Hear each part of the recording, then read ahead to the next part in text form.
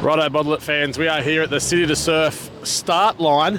Do a quick pan around. You can see there are the three streets, the three areas that people will congregate tomorrow morning before they start their 14K from the city to the surf. Introducing to my right, we have Bottle.It's favourite runner, Patrick McNamara. I just wear this helmet for fun these days. We've just discovered this is a world first for the City to Surf. This is the first racecourse preview done the day before wearing Lycra, wearing the Bottle.It Lycra, first time ever. And not actually running. We're on bike. We're saving the legs for tomorrow. Paddy's got a big 1K to run out of the gate. Paddy, you've made a name for yourself, mate, being in the lead pack for the first couple of Ks in nothing but budgie smugglers, mate. Where's the inspiration for that come? I think everything's more fun when you're in budgies, and it's quite aerodynamic, so there's no choice but to sprint the first K when you're in budgies. Mate, when you've got the rig, why not show it off? So we are over our right shoulder. We are going downhill. We just rode up the hill. It's a bit steeper than I thought. Going downhill, mate, what should runners be looking for on this first part of the 2K downhill before we get to the tunnel? And it's pretty chaotic, actually. There's a lot of people dodging. You get a lot of non-regular runners doing this, and they tend to cut across all over the place. So you just got to keep your wits about you going down the hill. Don't trip up. I always make for the edges and jump up on the footpath as well, actually. That's what I like to do. So you touched on that, mate, with non-runners running in a large pack. There are something like 100,000 million runners tomorrow, mate. Yeah. Is that your hot tip, just to, even if it may be a bit slower at first, stay in a straight line to avoid tripping up? Yeah, I think the first couple of Ks are just a bit nuts, actually. So I think keep it slow, don't trip up, don't waste energy dodging people and surging. So just keep your cool. By the time you hit 2Ks up at Edgecliff, they'll start to fall off, and that's when you push. That's when you push, mate. We get 2Ks down. Our Garmin beeps at us. We're running a crazy pace. We're running much faster than we intended to. What's your tip to calm yourself back down to get into that rhythm, mate? Lean into it. I think so. It's 14Ks. If you're 2Ks down and you're going too fast, you've only got 12 to go. So I think lean into it. Lean in. We did have a lot of people asking about the fang. You heard it here first. Just lean into the fang and embrace it. We're going to roll down now. We're going to go back along the course on the bike and pull up at a few interesting spots and just have a little debrief and a look into it. But the start line, this place is magic of a morning. We have the different coloured areas start on different streets. And I tell you what, Paddy, you know better than anyone else. The national anthem, bit of AC/DC firing, the flags are flying, mate. It goosebump stuff, isn't it? Yeah, it's amazing. It's really cool, actually. The national anthem's pretty special. Singing that before you launch downhill, it's really cool. Goosebumps indeed. See you soon. All right, stop number one. We're back here. I've got the mic now because we're 900 metres in. Beau has just cycled 900 metres and he can't talk. He's out of breath. So we've just rolled up William Street here. So we're about 900 in. You've got the steep down at the start and then about 500-600 metres up. To get to here, the William Street Tunnel, it's actually faster to go on the left, slower to go on the right. All the pros go left, hot tip. That's an optical illusion. Left is best. Left is best, left is faster. You heard it here first. Welcome to Willara. So we've just come down the William Street Tunnel. Now if you've come down the left side, down here, right side down there, we've got the grass in between us. This is a small little underrated highlight. The Hare Krishnas are always just here doing the thing, having a dance and a sing. Say good morning to them. They're a friendly bunch, but we're about to launch up Edgecliff Road now.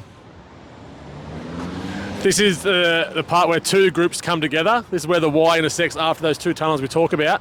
Any troubles when you're merging with traffic, mate? Well, is it the same as the start? Do you just ease up a bit, run straight?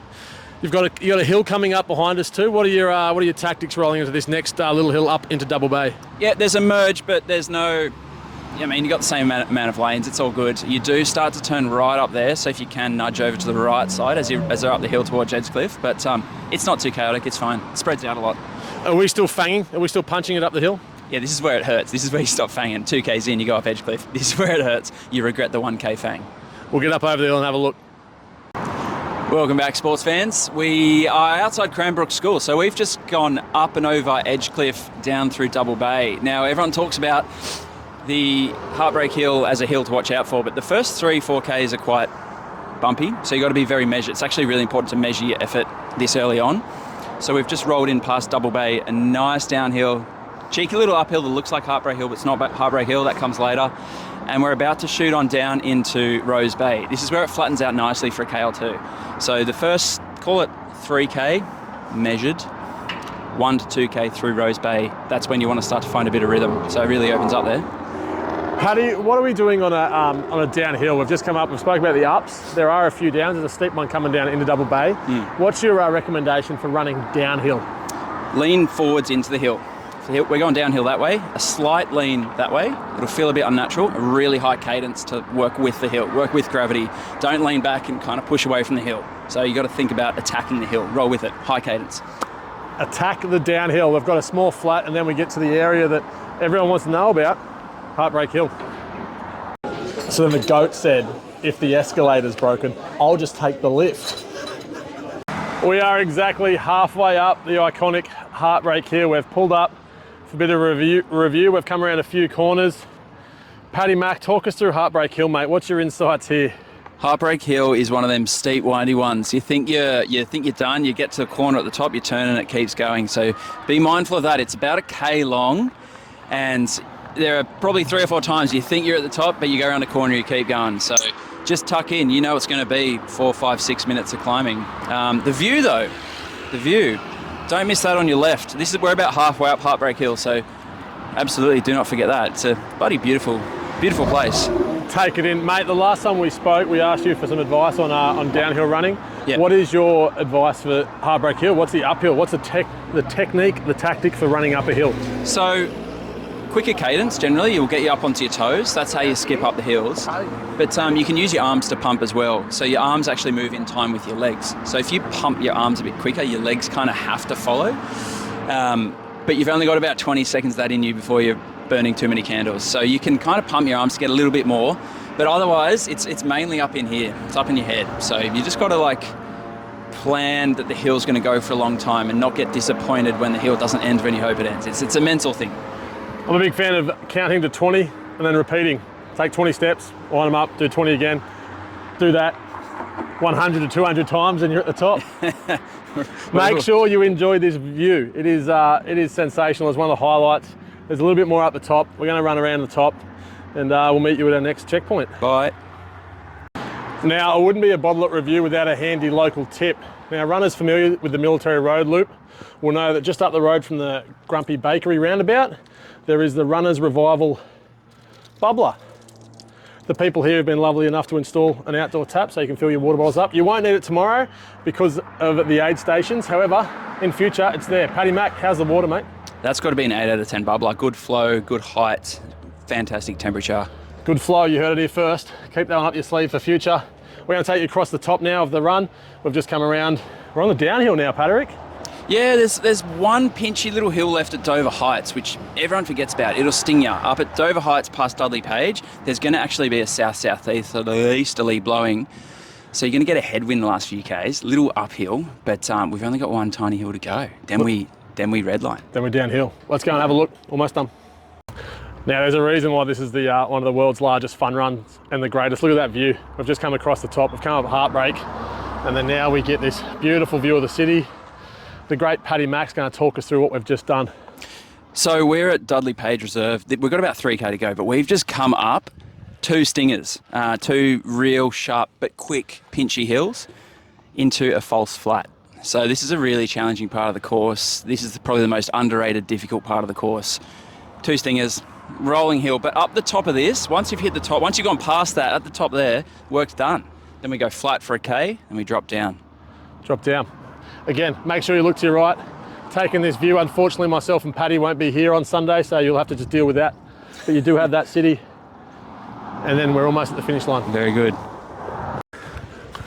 We have just completed the downhill drop. We've got a little bit more to go on the drop, but you'll come down. It is the most enjoyable part. You got a glimpse of the ocean there.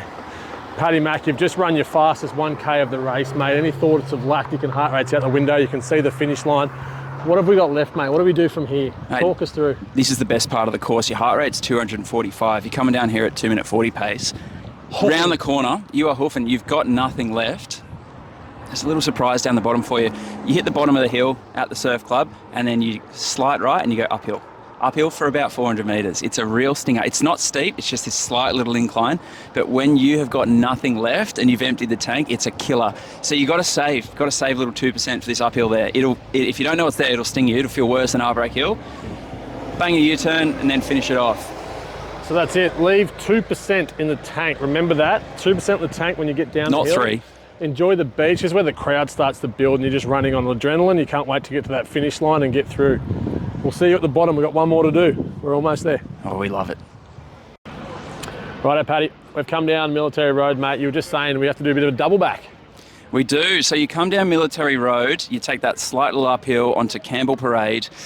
You used to go the full length of Campbell Parade. Now you go about 30-40% of the way down. You turn back on yourself, come back towards the surf club, and this is the finishing chute right here. So come straight down through the car park. There it is. They've just finished putting the sign up for us for this video. Big thank you to the guys at City to Surf for organising that for us at last minute notice.